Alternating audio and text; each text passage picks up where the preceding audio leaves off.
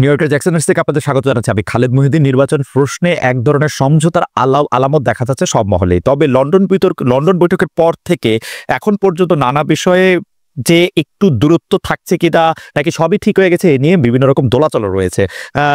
জুলাই ঘোষণাপত্র, জুলাই সনদ সবটা মিলে জাতীয় ঐক্যমত্য কিভাবে হতে পারে তা নিয়ে তথ্য তালাশ করছেন সবাই। এসব নিয়ে কথা বলার জন্য আজ আমাদের সঙ্গে রয়েছেন দ্য ফাইন্যান্সিয়াল পোস্টের প্রধান সম্পাদক জনাব এম এ আজিজ। জনাব এম এ আজিজ, আপনাকে আমাদের অনুষ্ঠানে স্বাগত জানাই। আপনি আমাদের সময় দিয়েছেন, সেটা আমাদের ধন্যবাদ জানবেন, কৃতজ্ঞতা জানবেন। এবং আরও রয়েছেন প্রধান উপদেষ্টার প্রেস সচিব জনাব আজাদ মজুমদার। জনাব আজাদ মজুমদার, আপনি আপনার ব্যস্ততার মধ্যে আমাদের সময় দিয়েছেন, সেজন্য আমাদের শুভেচ্ছা এবং কৃতজ্ঞতা জানবেন। আমি ধন্যবাদ। আমি আসলে প্রথমেই জনাব এম এ আজিজ আপনার কাছে যেতে চাই। আজিজ ভাই, লন্ডন বৈঠকের কথা যেহেতু শুরুতে বললাম, সেই জায়গায় একটু ফিরে আসি অন্য প্রশ্নে যাওয়ার আগে। সেই লন্ডন বৈঠকের পরে আমরা জেনেছি যে জনাব তারেক রহমান প্রধান উপদেষ্টা ডক্টর ইউনূসকে বলেছেন বিএনপি ক্ষমতায় গেলে ডক্টর ইউনূসকে তারা কাজে লাগাতে চান। ডক্টর ইউনূস সে বিএনপি কিভাবে কাজে লাগাতে পারে? মানে একটা তো আছে যে বাজারে গুজব আছে যে বিএনপির সাথে ডক্টর ইউনূসের এক ধরনের সমঝোতা হয়েছে যে বিএনপি ক্ষমতায় আসলে ডক্টর ইউনূসকে প্রেসিডেন্ট করা হবে। একটা তো ব্যাপার আছে যে ডক্টর ইউনূস চেয়েছেন যে বিএনপি যেন তাকে কোনো রকম কোনো ডিস্টার্ব না করে। একটা গুজব আছে যে ডক্টর ইউনূস চেয়েছেন যে তাদের যেন পরবর্তীকালে কোনো মামলা মোকদ্দমা বা তাদের কোনো রকম কাজের জন্য বা তিনি যেগুলি কাজ করেছেন সেই ব্যাপারে যাতে কোনো প্রশ্নের সম্মুখীন না হতে হয়। আপনার কাছে কি মনে হয় আজিজ ভাই? ধন্যবাদ আপনাকে। লন্ডন বৈঠকে আপনি যতগুলি কথা বললেন, আপনাকে যদি বলি সূত্র কি আপনি বলতে পারবেন? 1 ঘন্টা 20 মিনিট কথা হয়েছে, দ্বিপাক্ষিক কথা হয়েছে, এখানে তৃতীয় ব্যক্তি ছিল না। সুতরাং এটা আমরা অনুমান করতে পারি, হয়তো বিভিন্ন জনের কাছে বিভিন্নভাবে শুনতে পারি। যেমন আপনি বললেন যে ডক্টর মোহাম্মদ ইউনূসকে হয়তো ব্যবহার করা হতে পারে, এটা বলেছে আপনার আপনার বিএনপির আপনার স্পোকসম্যান, তিনি বলেছেন। তা এখন ব্যাপারটা হলো যে ডক্টর মোহাম্মদ ইউনূস বিশ্বব্যাপী অত্যন্ত খ্যাতিসম্পন্ন লোক, তাকে কিন্তু ব্যবহার করে। আজিজ ভাই, একটু পরিষ্কার হয়ে নি, মানে বিএনপির স্পোকস পারসন যদি বলে থাকে যে ওই বৈঠকে এই কথা হয়েছে ডক্টর ইউনূসকে বিএনপি কাজে লাগাতে পারে, তাহলে আর আমরা কার সূত্রের জন্য অপেক্ষা করবো? মানে কোন সূত্র? না, সূত্র হলো আমি যেটা বলছি যে একান্তে 2 জন ব্যক্তি বিরুদ্ধে তার বৈঠক করেছে, সেখানে তাহলে ওই বিএনপির সূত্র থেকে অর্থাৎ তারেক রহমানের সূত্র থেকেই তিনি পেয়েছেন, না তা ধরে। আবার বক্তব্য হচ্ছে ধরেন একটা নির্বাচন যদি হয় তাহলে ইউনূস সাহেব তার ক্ষমতায় থাকছেন না, তিনি যেভাবে ইন্টারন্যাশনাল ফিগার এবং তার বক্তৃতার টাকা পয়সা দিয়ে head of state, head of government শোনে, তাকে তো ব্যবহার করাই যায়। আমি তো যখন ডক্টর মোহাম্মদ ইউনূস আওয়ামী লীগের সময় 6 তলায় হাঁটায় উঠায় দ্বীপ বন্ধ করে, তখনও বলছি যে তিনি জাতীয় সম্পদ, তাকে তো আমরা জাতীয় স্বার্থে ব্যবহার করতে পারি, কারণ তার তো সারা বিশ্বব্যাপী কানেকশন আছে। না, সে ব্যবহার এখন কি আসলে কি ব্যবহার করতে? আমি বলতেছি সে অন্তর্বর্তীকালীন সরকারের এখন প্রধান, তিনি তার পরিচয় কিন্তু এখন কাজে আসছে না, কারণ অন্তর্বর্তীকালীন সরকার যে সবাই দেখা হলে বলে সাহায্য করব, যে সাহায্য চান, কিন্তু কেউ সাহায্য করে না, কারণ প্রত্যেকের পুঁজির কিন্তু নিরাপত্তা চায়। অন্তর্বর্তীকালীন সরকারের কাছে সেই নিরাপত্তা কোনো দেশই আস্থা রাখতে পারে না, এই জন্য তিনি কিন্তু কোনো কিছু জেনারেট করতে পারছেন না, কোনো বিনিয়োগ নাই, কোনো ব্যবসা নাই। এই প্রসঙ্গে আমরা আসবো আজিজ ভাই, সেই প্রসঙ্গে আমরা আসবো। আপনি আমাকে বলেন তো যে ডক্টর মোহাম্মদ ইউনূস কি জনাব তারেক রহমানের কাছে চাকরি চাইছেন? না, আমার তো মনে হয় না। তাহলে মানে বিএনপির স্পোকসপারসন যখন এই কথা বললো, তাহলে এটার মানেটা কি, ইন্টারপ্রিটেশনটা কি? মানে ডক্টর মোহাম্মদ তাকে তো আমার অনুমান হচ্ছে ডক্টর মোহাম্মদ ইউনূসকে কোনোদিন বিএনপি প্রেসিডেন্ট হিসেবে নেবে না। ওকে, কারণ ডক্টর মোহাম্মদ ইউনূস তিনি এমনই প্রকৃতির মানুষ, আমার ধারণা হয়েছে তাকে নিলেই এই সরকারকে সে যা মনে চায় তাই করতে থাকবে, সে কারো কথা শোনে না। আহমদুর রহমান মান্না তার প্রিয় ছাত্র ছিল, সে বলেছে, ডাইরেক্টলি বলেছে, একটা টেলিভিশনে আমার সামনে বলেছে, উনি বক্তৃতা করেন, উনি বক্তৃতা শোনেন, প্রশ্ন করলে মৃদু হাসেন, কোনো উত্তর দেয় না, সবাইকে ডেকে নেয়। বিএনপি তাহলে মোটামুটি ভাবে একজন আজ্ঞাবহ প্রেসিডেন্টই চায়, মানে ডক্টর মোহাম্মদ ইউনূস যেহেতু তার কথা শুনবে না। না, আজ্ঞাবহ বলছি না, কারণ বিএনপি তো তার 31 দফা সংস্কারে তো বিএনপি প্রেসিডেন্ট এবং প্রধানমন্ত্রীর মধ্যে ক্ষমতার ভারসাম্য চেয়েছে, তা না হয়তো চাইবে, কিন্তু ডক্টর মোহাম্মদ ইউনূসের সাথে যদি আপনার প্রেসিডেন্ট তাকে বানাতে চায়, সে প্রধান শর্ত দিবে যে সরকার আমি প্রেসিডেন্ট ভেঙে দেওয়ার ক্ষমতা, এই ক্ষমতা দিতে হবে। সুতরাং এটা তো তাকে অ্যালাউ করা যাবে না। তাহলে আমরা বিএনপি স্পোকসপারসনের কাছ থেকে যে শুনলাম যে ডক্টর মোহাম্মদ ইউনূসকে আমরা কাজে লাগাতে পারি, তাহলে সেটা কি কাজ? না, তিনি সারা বিশ্বে ধরেন ওয়েলফেয়ার বাংলাদেশের ওয়েলফেয়ারের জন্য তাকে ব্যবহার করতে পারে।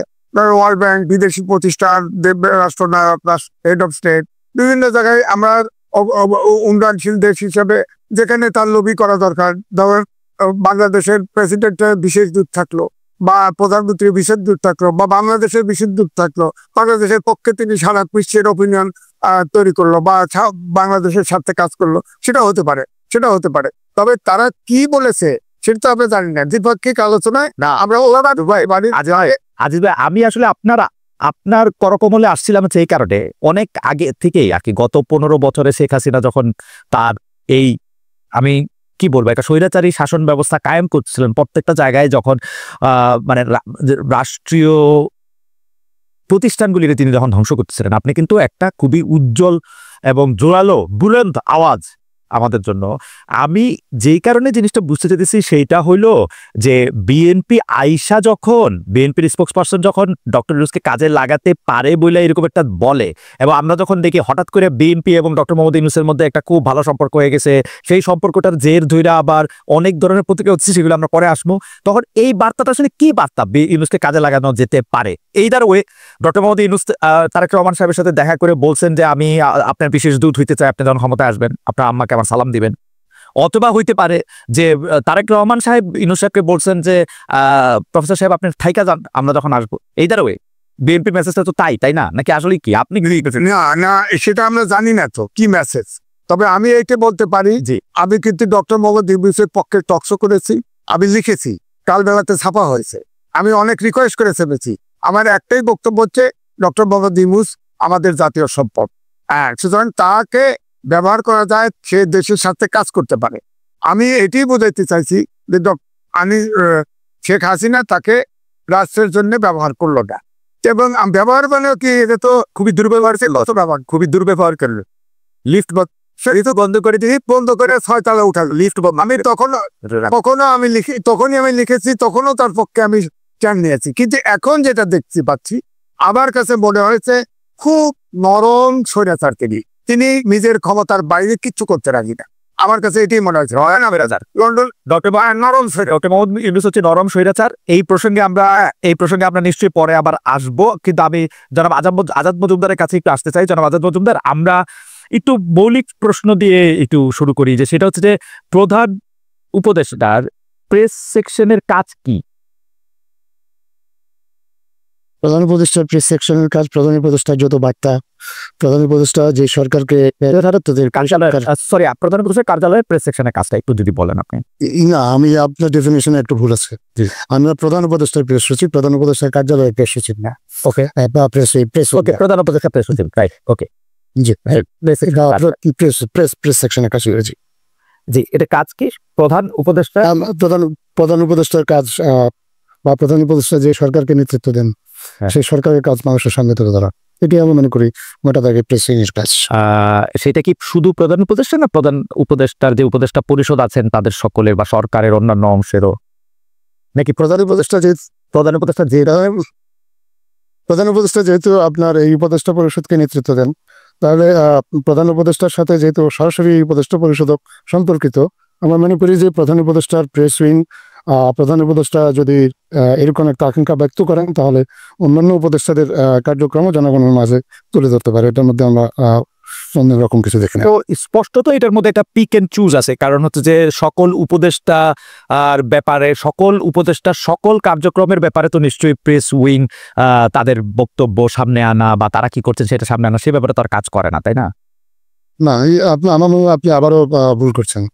এখানে পিক এন্ড চুজের কোনো ব্যাপার নেই। এখানে অনেক সময় উপদেষ্টারাও আমাদেরকে অনুরোধ করেন, কারণ আপনার প্রধান উপদেষ্টার প্রেস উইং সাধারণত তাদের আউটরিচটা একটু বেশি। এটা খুব স্বাভাবিক জিনিস, কারণ প্রধান উপদেষ্টার কার্যালয়ে বা প্রধান উপদেষ্টা কি কাজ করেন সেটা নিয়ে সাংবাদিকরা একটু বেশি কৌতূহলী।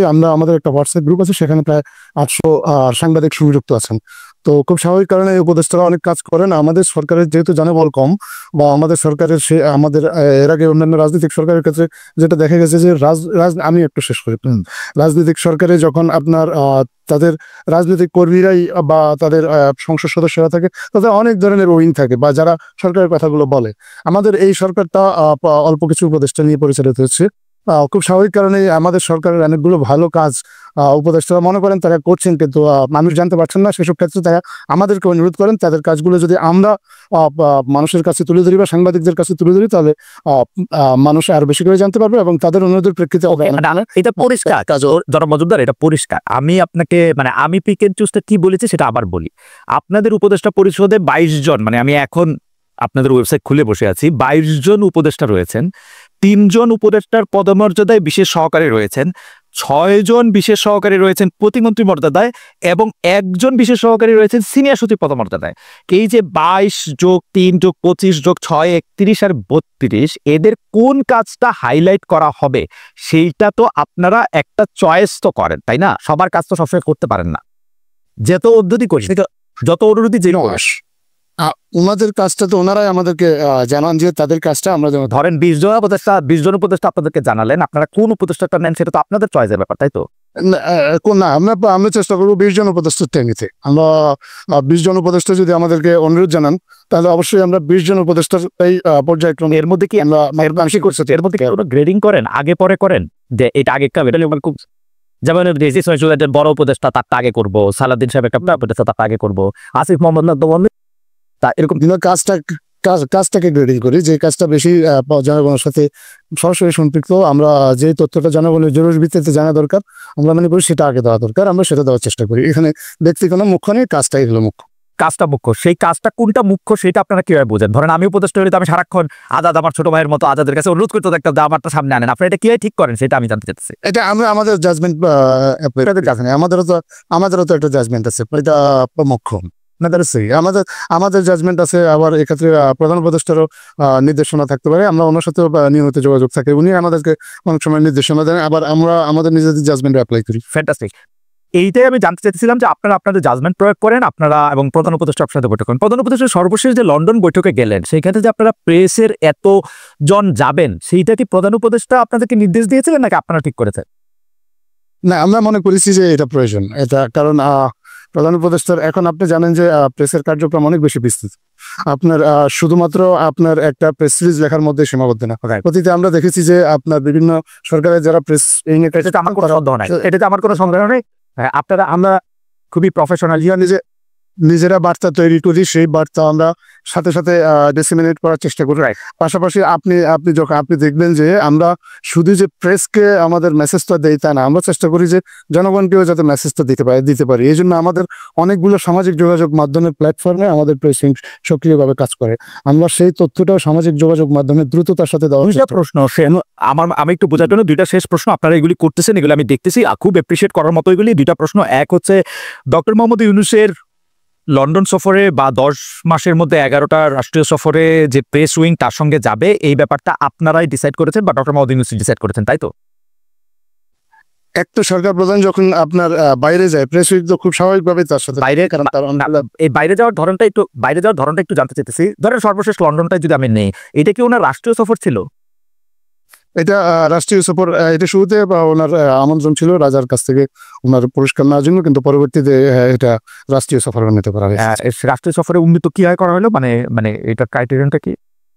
আমাদেরকে ব্রিটিশ হাই কমিশনার নিজে এসে মাননীয় প্রধান উপদেষ্টার সাথে দেখা করে উনি রাষ্ট্রীয় সফরের আমন্ত্রণ জানিয়েছেন। ব্রিটিশ হাই কমিশন এসে রাষ্ট্রীয় সফরে আমন্ত্রণ জানিয়েছেন। তো সেই ক্ষেত্রে কি এটা রাষ্ট্রীয় বা সরকারি সফর হিসেবে যদি পরিগণিত হয়, তাহলে সেই ক্ষেত্রে কি আপনি সেখানে ছিলেন, আপনি ভালো বলতে পারবেন যে আমরা কি কোনো দ্বিপাক্ষিক রাষ্ট্রীয় আলাপ আলোচনা দেখেছি এর মধ্যে? অবশ্যই দেখছি, অনেকগুলো দ্বিপাক্ষিক আলাপ আলোচনা দেখেছি। সেখানে ব্রিটেনের জাতীয় নিরাপত্তা উপদেষ্টার সাথে সভা হয়েছে। উপদেষ্টার জাতীয় নিরাপত্তা কিরকম স্ট্যাটাস কিরকম? আমি জাতীয় নিরাপত্তা উপদেষ্টা ব্রিটেনের জাতীয় কিরকম জুনিয়রটা আতের ক্ষতি জুনিয়র মিনিস্টার। আমি আপনি কিন্তু আমাকে কথা শেষ করতে দিন। জি আমি জাতীয় নিরাপত্তা উপদেষ্টার সাথে সভা হয়েছে, সেখানে তাদের ট্রেড এবং কমার্স মিনিস্টার যে জুনিয়র মিনিস্টার আবার আপনার ওনাদের পার্লামেন্টের স্পিকার যা ওনার সাথে মিটিং হয়েছে, তারপরে সেনাদর জুনিয়র মিনিস্টার স্পেসিফিক বিষয় না হতে পারে জুনিয়র মিনিস্টার একটা ক্যাবিনেট মেম্বারের সঙ্গে দেখা হয় না ডক্টর মোহাম্মদ ইউনূসের, একটা ক্যাবিনেট একটা রাষ্ট্রীয় কোন রাষ্ট্রীয় সফরের প্রোটোকলে কোথাও এমন ভাবে লেখা নাই যে একটা ক্যাবিনেট মেম্বারের সাথে তার দেখা হতে হবে না, তার সাথে দেখা হওয়ার প্রয়োজন, যাদের সাথে দেখা হওয়া প্রয়োজন আমাদের রাষ্ট্রীয় কাজে তাদের সাথে ওনার দেখা হয়েছে।